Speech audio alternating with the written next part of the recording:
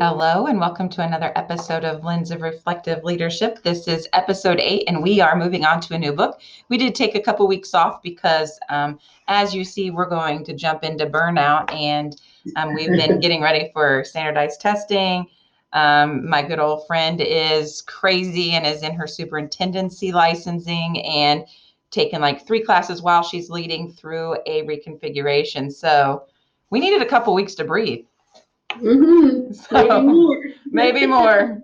Who knows? We'll start now and we'll see what, standardized testing starts this week for elementary because we have iRead. And so this is a perfect. Oh, we have iRead too. Well, so, yes, you do. Yeah. So we're starting the week with talking about burnout, and our teachers have been working really hard to get our kids ready. And so I think it's a great time. Also, we're right at a year from when Indiana had its first case of COVID, and we were preparing to shut down. So we're right at that point. It's a great time to start this new book, The Secret to Unlocking the Stress Cycle by Emily and Amelia Nagoski. So you want to jump in? It's stress, right? Sure. There's a difference between stress and stressors.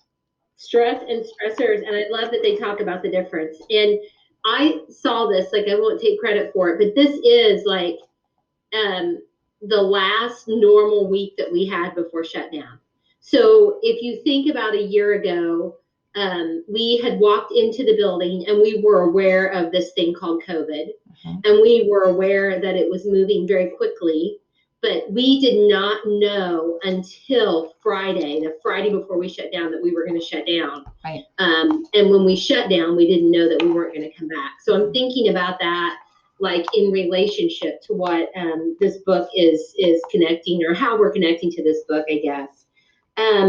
I thought that I really connected most with the ways in which they suggested that you deal with ending the stress in the stress cycle.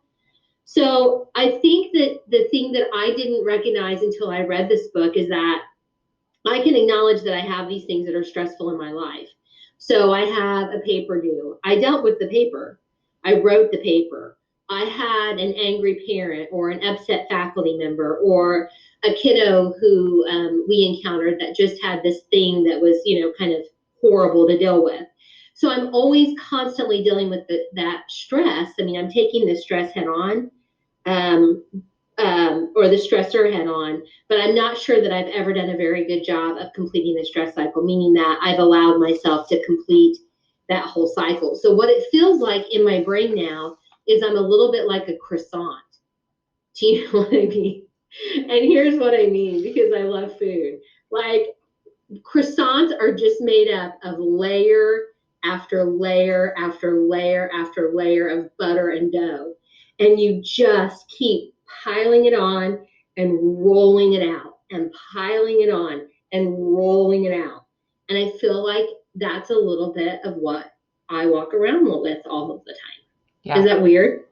No. And I think if you think about what you and I did this time last year to deal with it, to deal with leading online, to deal with helping teachers when they're trying to figure things out, is we walked, right? Like, we knew we were at a point where we couldn't deal it. And even though sometimes we talked about work, we had to close that cycle. And she talks about physical activity being like the number one thing. And after I read that, and it's a good reminder, we know the right things to do. It's a matter of finding time. And when you lead a building, you're always going to put everyone else before yourself. And I think that's where you get to that point where that stress, not the stressor, but the stress, that neurological and physiological shift in your body, you have to release it. And so I'm trying to do better. I'm on mile 8. I started last week just trying to make some time for myself. And it's really hard because being a mom, and, I'm sitting at school right now because my daughter's having basketball practice in my building. And so, but it's a great time to do work while they play. But it's never, it never stops. It never stops. But I think you have to stop. And I think, and I want to say, I didn't mean to interrupt, but I think that the point of this is, and I think we've been telling people that well-being and self-care, we've been talking about it in the wrong way. I love that in this book, the authors talk about wellness is the freedom to move fluidly through the cycles of being human. Mm-hmm. Wellness is thus not a state of being, it's a state of action, meaning that I think we often tell people, go watch Netflix, take a day off. But, again, ultimately, it's a way of being, it's a way of moving through the everyday stressors that we have and finding ways to complete those cycles. And one of those ways that they talk about, is what you just mentioned, is that physical activity, Mm-hmm. but also that idea of affection. And of course, affection with your loved one and your family looks a lot different than it would as a principal in a building. But I do love that they mentioned basically just that idea of co-regulation and regulating with breath Mm-hmm. and with movement, Mm-hmm. and how accurately that describes the way that we can move through our day with kiddos too. Right.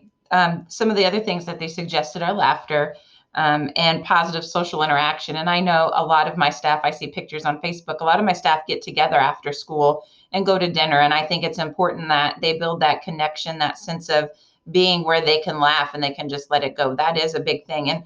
And for me, when you and I met last week, we met up for breakfast and we just did some work, but that was a chance to get away from the busyness of what I have to do over the weekend to be a mom, forget about that for a minute and refocus so I can go back and almost like I felt recharged when you and I were done because, we sat, we talked, we got some stuff out and we got some work done. But then, I was ready to go back and I got my laundry done and different stuff. But I think, and I talked to my daughter because my daughter is not a touchy-feely person. And I said, you're always stressed and you're always saying, it's too much.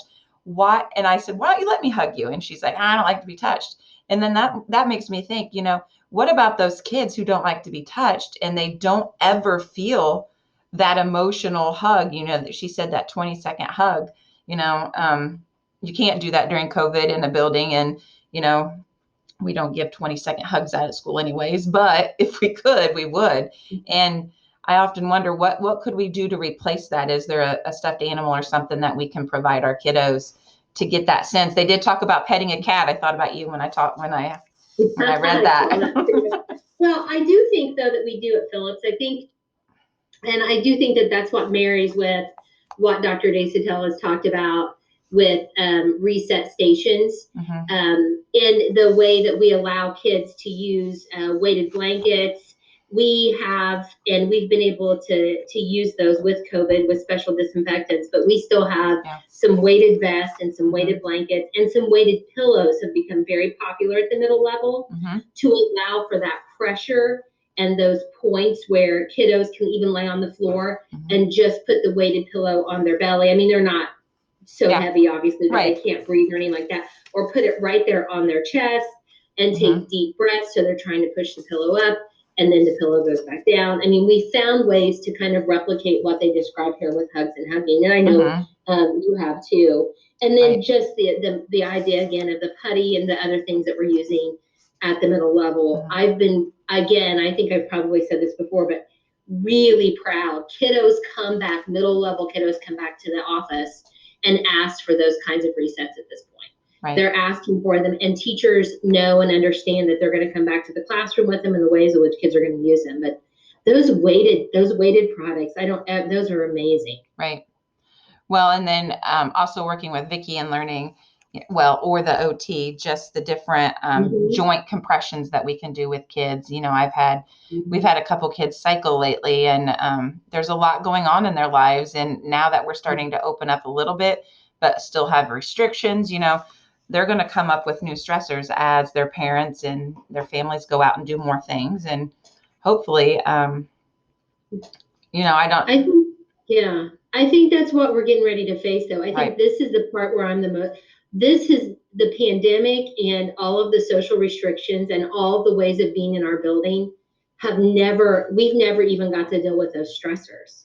Like, they just come back every time the nurse sends me an email or calls me to her office and tells me that, we have a positive case and we have to do contact tracing. I mean, and so that, I think, is what is so different about this. Are you going to talk about or commemorate this at all? I don't want to say commemorate, but think about it at all with your faculty this week, because I think I'm going to, and I would like to know what you're thinking. I've not even thought about that. I posted something on Facebook because I remember being at the Children's Museum with Stone on a field trip and hearing, like, getting a notification that Indiana had their first case in the same county I was currently in, right? Like we were eating lunch and I thought, man, and then I looked around and thinking back now, we didn't have masks on. There was a lot of changes that happened so quickly and things taken away so abruptly. And I have seen multiple people post about it. So let's talk about that. How do we address that? How do we help them close this? Because we're not done. Like, right, we're a year in, but we're still not done. Well, I think I've started composing a little bit of a thing that I'm going to send to them tomorrow. For people that read it, they read it, and they don't have to, and all that kind of stuff. But in reality, I think we're just going to acknowledge that we all have this shared trauma, this shared experience, and that this week is kind of marks that shared trauma. And so, if we're talking about addressing stressors, I don't know that we can close the stress cycle, but I do hope that asking people in a safe way to share their reflection on those weeks, or like just like you just did, the memory of those weeks, like you have this clear memory of when you became aware of something changing in connection to you and your family. I remember just standing in the hallway, and I this is crazy, but I just kept thinking, oh my God, I have to get all these lockers cleaned out before kids leave, or there's going to be rotten food and growth. Like, that's the only thing. I just dealt with that thing. I don't know why that sticks out so much in my brain. And, in retrospect, if I were going to do it, I would have taken more time to say goodbye to kids and to faculty and to check in on them and their brain states. But I think my brain state was so dysregulated at that point, not understanding what was going on, I couldn't. So I think I can finish the stress cycle with them by taking time this week to acknowledge their importance in our work, and my appreciation for them, and then just allowing for a safe place for people to process what this year has meant and how it has changed all of our lives. Right. I've been working with PTO, and next week, the week before spring break, we have something planned every day. Just little things, nothing big, but just little things to let them know, hey, we know it's been tough and you're getting ready to have a week off, and enjoy those moments, because that's all you have are those moments. And that's kind of been like the theme for this year, because we've had a lot of death within not in the building, but with relatives, and it just keeps coming, people getting sick, and we've been blessed not to have anything, in the building, but it's right outside the building. And so, so we do have something planned next week, little things, luncheons and candy bars and things like that. But, that's where we're at. We're going to do a cart and do some thank yous, and community members have stepped up and given us some donations and some stuff that we're going to do a raffle and some other things for people next week. But, it's just a small piece of, like you said, what we've been doing all year. But in relationship to the loss, I don't know that, we've mourned the loss of what school is. I mean, we moved down to kind of the CDC kind of changed the guidelines and the regulations. And I had an English teacher come in who just, like, she was almost dancing because they were going to do small group again, because they could still do it and do it 3 feet apart, and some other, just things that we so took for granted that are now starting to happen again in the building. Oh yeah. It's feel like a real building again, and real education is happening. And so it's just been such a strange year. Right. Crazy. Well, yeah. Well, let us know how that goes. I guess next week when we come back in, we'll talk about the next chapter in this book, and we can talk about, where our staff, how they reacted. The walk and talk, I think, is important. I'm going to try to get that in. I don't want it to be one more thing to do, but if it's going to be 60 degrees this week, I think I encourage staff to go out one day with somebody maybe they're not as familiar with, or maybe somebody they're familiar with, and just walk and talk, give them a prompt or give them a couple questions just to reflect on, what's happened this year, and just get them out and get them walking while they're talking and see what happens. Yeah, we've been doing walks around the building already. So if you noticed, and I encouraged some faculty to do that this week, and I did it this week with a couple of kiddos who needed regulation. Last week, it was beautiful. Right. And then I started noticing some faculty taking advantage of walking outside and looking at the sun and breathing some nice deep breaths without those masks in the way. So Right, right. yeah, I love it. I love that you're going to give them questions to ponder as they do it. Maybe that should be my PD. I can change my PD up for Tuesday a little bit. Right. Like we've already got something scheduled that I can't change, but I think maybe starting the PD with at least a 15-minute walk talk, that might be a really good way to get them reflecting and hopefully get that stress cycle complete. So, yeah.